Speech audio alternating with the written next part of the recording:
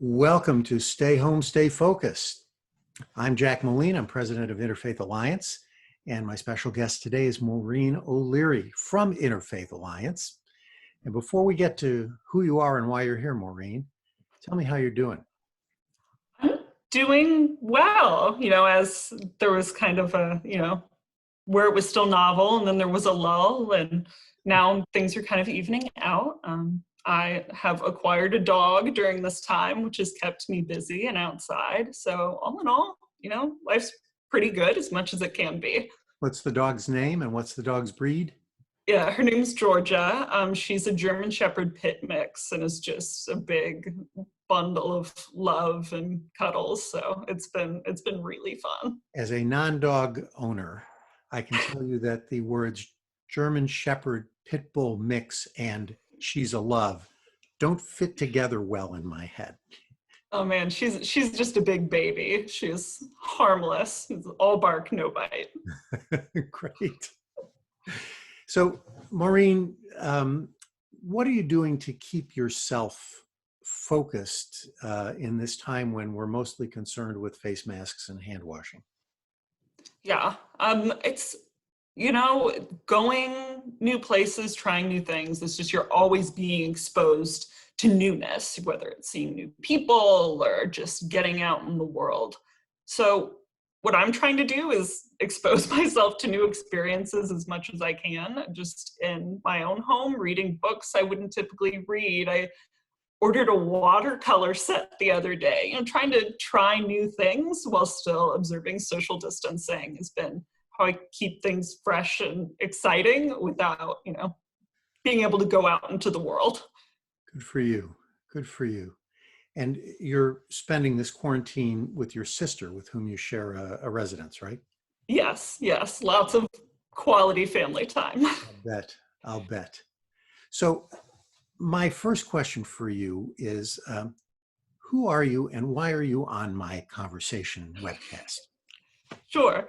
So I am the most recent addition to Interfaith Alliance. I'm an Advocacy associate joining the policy team. I'm born and raised in Indiana. Previous to coming to Virginia, I was doing a year of service in Honolulu with Honolulu Habitat for Humanity through AmeriCorps. But, this new position, it combines my political science background with my, strong basis in faith. I'm a lifetime Episcopalian. It's, the thing that's always been the stable force in my life, and it's always been a touchstone. So dear gentleman that went to my church in Honolulu just told me it wasn't possible. It's either going to be politics or, working in a faith-based setting. But finding a place that combines the two, it's been really exciting, and I'm really glad to be on board. 25 years ago, we knew this, and that's why we founded Interfaith Alliance, just for you. Good. Let's unpack a little bit of what you said. Where in Indiana did you grow up? So I spent young childhood. We grew up in a log cabin in southern Indiana. So just very, quintessential Midwest. And then we moved to more small town Indiana, closer to the Indianapolis area. So I am a Hoosier through and through. And so how does that lead you to Hawaii? It's one of those things where just everything came together. I wanted a different perspective, to go somewhere unlike anything I'd known in my hometown. I'm guessing that when it comes to southern Indiana, Hawaii is exactly that spot. Yeah, and I'd applied for a lot of places out west, in Wyoming and Utah, but it just, Hawaii came up and it just felt right. And I applied for Habitat for Humanity, which is just such a great organization internationally. And before you know it, I was buying my plane ticket. And what did you do when you were with Habitat? I served with the AmeriCorps Vista program, which is capacity building rather than direct service. So I was developing new policies and procedures, seeing what kind of funding and community resources we could tap into so that we could support the home builds and the families that we worked with. My other roommates were also AmeriCorps service members, but they were out in the hot sun with the hammers and the nails, and I was trying to put the pieces together so that that could still happen. Did you get to swing a hammer at all? You know, they let me once or twice. It was, you know, a short-lived experience. It was probably best for everyone involved that I was not wielding any power tool. A number of years ago, our synagogue had a renovation project and we expanded the building. And they let me lay bricks for about a half an hour. And then they patted me on the back and said, thanks for your help, and sent me home. So I hear you. That sounds about right. Now, you skipped a step between Hawaii and Interfaith Alliance. You worked for Senator Gillibrand for a while. Yeah. I was working with the press team there. So it was a lot of, you know, fast-paced work, you know, getting experience writing press releases and staying on top of current events. It was a really exciting time to be in the Senate. So and in her office, I would imagine, you were there in that time when she was both being a senator and running for president. I came just at the tail end of her coming out of the campaign. So it was a lot of refocusing on next steps, and impeachment was just kind of happening as I was there as well. So there were a lot of balls in the air, a lot of moving parts. A front seat to history. That's terrific. The other thing that you mentioned, and that I'd love for you to talk about, is the role that your Episcopal faith plays in your life and in your choice of vocation. Talk about that a little bit, if you would. So I'm what we affectionately call cradle Episcopalian. My grandfather was an Episcopal priest. My uncle's an Episcopal priest. And it's something that's always been there.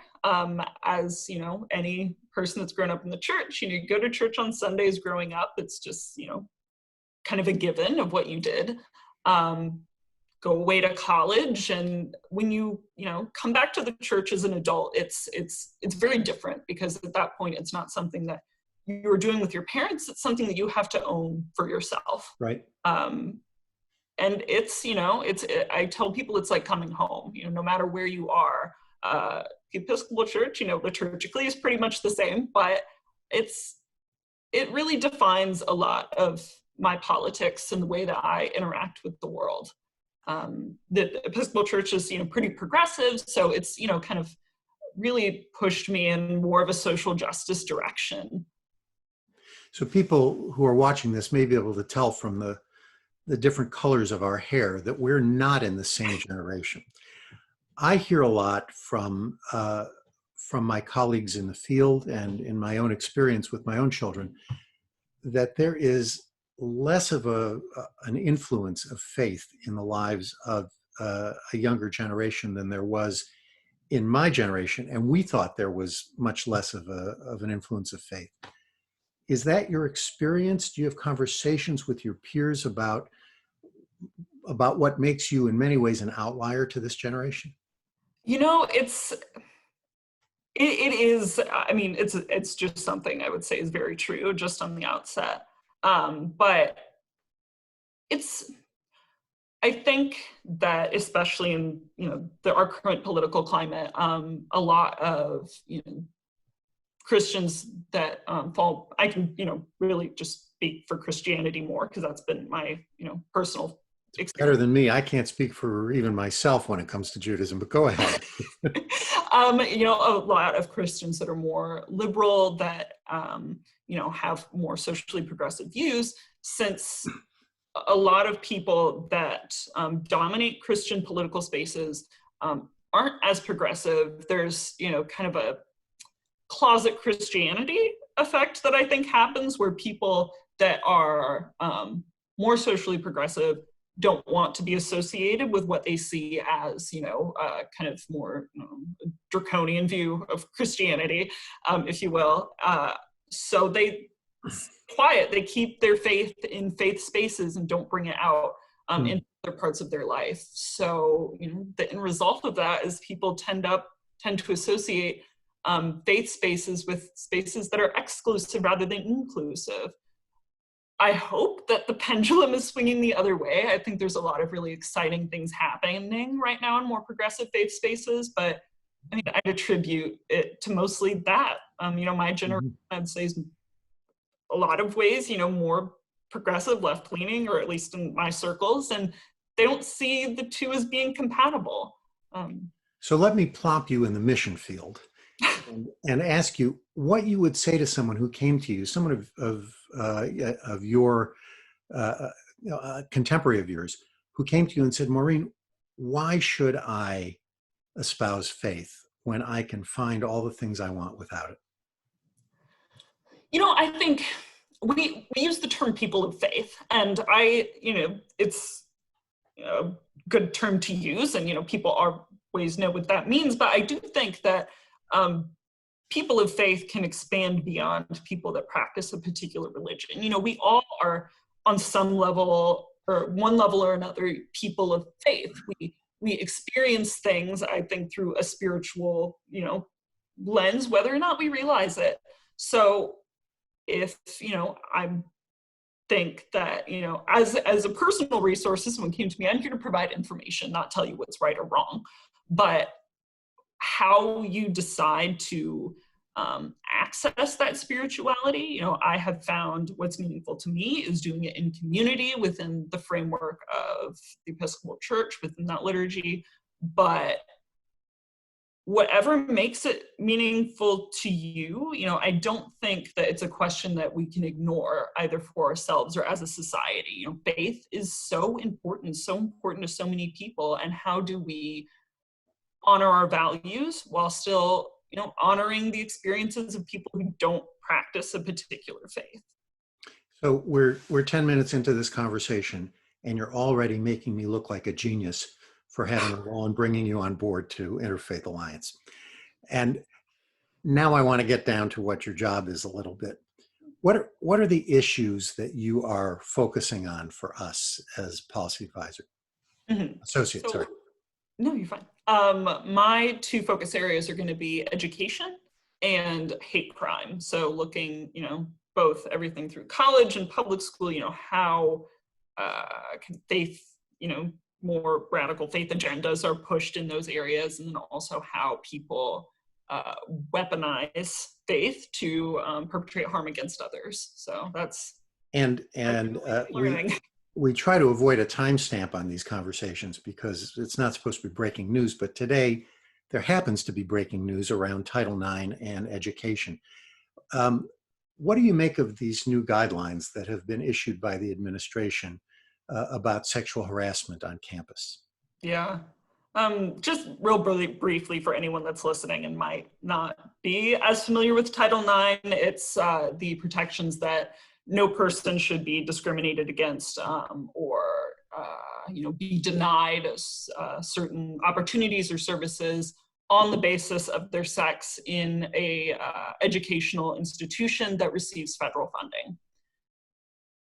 This past Wednesday, Secretary DeVos announced her new rules for Title IX, and the end result is that it's going to hurt vulnerable people, largely people who are victims of sexual harassment or sexual assault, but then also LGBTQ folks as well. The reporting process has been made more rigorous. If you tell a coach or a professor or somebody else on staff, that doesn't necessarily cut it as far as these new rules are concerned. You aren't necessarily then something that the school has to report or someone that they have to support. If an incident happens off campus, whether at a fraternity or sorority or study abroad, it's not something that the schools are even, not only they're required to not report it, it's not even something that's optional. It just doesn't fall within their responsibilities anymore. They also have different standards, from other forms of harassment. Now, sexual assault or sexual harassment survivors have to meet a different standard than if you were a victim of physical harassment or any other type of student misconduct. the result is that it discourages sexual assault victims from coming forward. And the piece that is most relevant, I guess, to our mission is that schools that claim a religious exemption don't have to notify the Department of Education in advance or their students. They don't have to prove how these Title IX exemptions for their institution are relevant or even disclose them. There can be an incident that happens and then retroactively the school can say, oh, well, we want to claim these certain exemptions under Title IX. It puts students, LGBTQ folks, students that are taking birth control, that become pregnant, that want to access abortion services, they can be expelled, because it doesn't fall within, the moral code of conduct that these institutions, deem as part of their, set of beliefs. It's so hard for families deciding where the right place is for their kids to pursue a higher education to begin with. This is only a complicating factor and something that, as a parent, I am glad I didn't have to worry about. But now, talking to my own children as their kids grow, I have to advise them to pay close attention to this if these rules stay in place. It's why we have you doing watchdog work along with Katie Joseph and the rest of the team. Maureen, you were born after 9/11, or you were born? No, I was in second grade during 9/11. I remember it vividly. Good. Well, I'm sorry you experienced that. I'm glad you remember it. But your conscious life as an independent being is mostly in the post 9/11 world. Yes. And there's a lot of talk in our country by people of an older generation, mine and the President of the United States, looking backward toward what America used to be. Are you impatient with our nostalgia? Yes. Yes, is the Good for short you. answer. Tell me why. We are, forever changed. 9/11, no matter what you think, what there's so many components not to unpack, but there's no going back to whatever idea we have of what a pre-9/11 world looked like. But the pre-9/11 world wasn't, stellar for a whole lot of people that, historically have been marginalized and victimized. So what do we say to those folks when we say, oh, we can go back to a certain time when it's, it's good for some, but not for all? There's an opportunity, even in coronavirus, opportunities of national crisis are a time where we can move forward and make things better. Why would we want to go back when we have this opportunity to transform and to learn and to grow as a country? So I don't really, from the timeline where I was born, I don't have anything to look back to necessarily. So all I can do is look forward. So my generation doesn't have the, I guess, ability to look back to a better time, because this is the time we know. And I think it's, our call to action is to meet the challenge. Great. It's a terrific answer, and yet another reason why we're glad to have you on board. So I appreciate it. You came to Interfaith Alliance not quite 2 weeks before we had to shut down our physical office and scatter to our various domiciles. We barely got you ensconced in an office before you had to empty it out and take everything home with you. Yeah. What is the thing you're looking most forward to when this quarantine is up, other than, of course, seeing me in person? Yeah, well, meeting people face to face, and seeing people over Zoom, especially when you're meeting them for the first time, it's just not the same. It just, I'm going to have to do all that all over again. That's, getting up and meeting people in real life is really going to be, a big relief in getting settled in. But, it's even over Zoom, people have just been really good about coming together and being helpful. So I feel very fortunate, really, just to have a job during this time, just at the bare minimum, but also to have such a supportive environment and a job that I enjoy. So Terrific, terrific. Last question. What do you recommend to the people who are watching and listening that can help them stay inspired and engaged during this time when we're so far from each other? not to necessarily repeat myself, but we have an opportunity here to, similar to other times where we've been in crisis, say, we're going to be changed forever after this as a country, but we get to decide what that looks like. And so even though we're all in our separate places, we can take ownership of what kind of country do we want to be coming out of this. Reach out to each other. Take your social justice work online.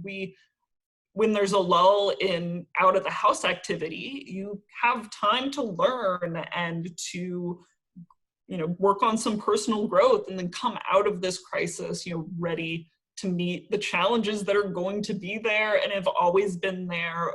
But now we can equip ourselves with the tools to meet them. So that would be that's a challenge to myself, which I'm still working on, but that would be my advice to everyone else as well. That's great. Thank you, Maureen. To those of you who are watching us or listening from home, let me just remind you, stay home and stay focused.